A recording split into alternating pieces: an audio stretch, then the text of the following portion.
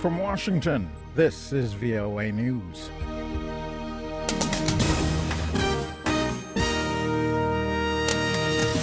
U.S. aircraft carrier ordered to the Gulf in response to Iraqi crisis. Russian military equipment seen in the eastern Ukraine. I'm Vincent Bruce reporting from Washington. First, this is just in from the World Cup. Italy has defeated England 2-1 in a third game of today's activities. A further update on the rest of the World Cup activity for the day in moments. The United States has ordered the aircraft carrier USS George H.W. Bush from the North Arabian Sea to the Gulf. The Pentagon spokesman, Rear Admiral John Kirby, says Secretary of Defense Chuck Hagel gave the order Saturday, which will provide President Barack Obama additional flexibility should military options be required to protect American lives, citizens, and interests in Iraq. A guided missile cruiser and a guided missile destroyer will accompany the aircraft carrier.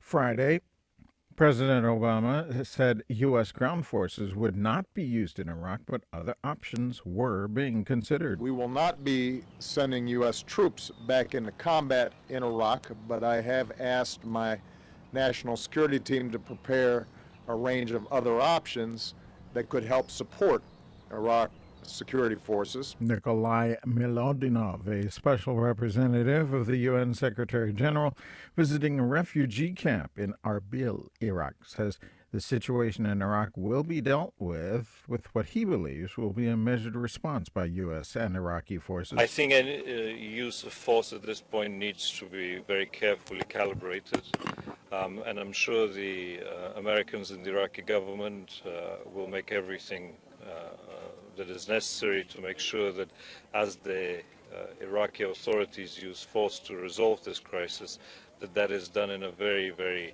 calibrated manner. Iraqi Prime Minister Nouri al-Maliki vowed once again to defeat Sunni militants who have captured large chunks of territory north and west of the capital, Baghdad.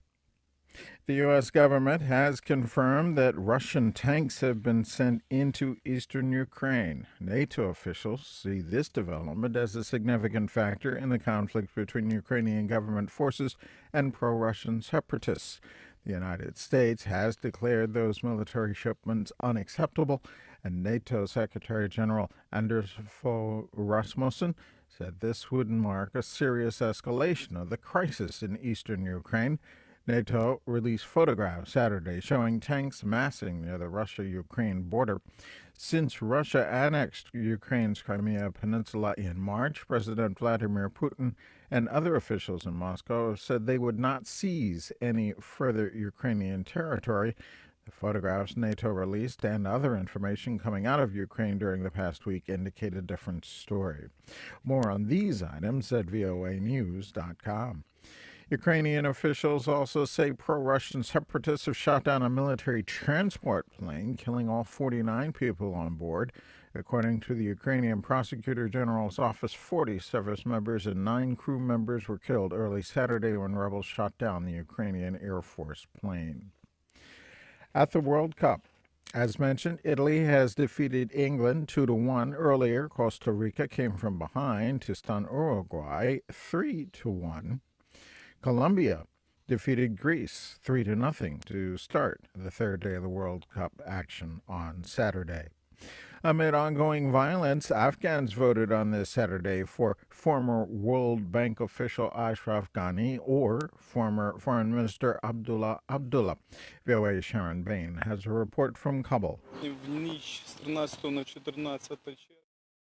As the polls closed around the country, voters proudly held up their ink-stained forefingers to prove that they had cast their ballot in what is the final round of elections. One